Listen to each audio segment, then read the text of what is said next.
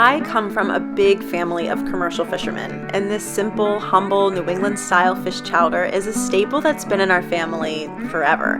It's a cream-based soup, but it's not thick like a lot of New England chowders tend to be.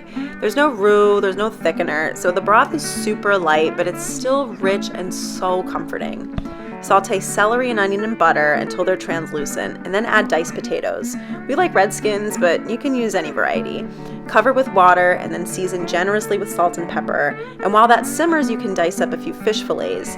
You can use whatever fresh, firm white fish you can get, like cod, haddock, barramundi, sea bass. My mom even made it with salmon. Just make sure it's high quality and sustainable.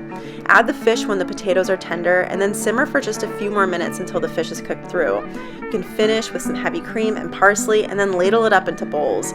Serve it with lots of buttery, crusty bread on the side. So good.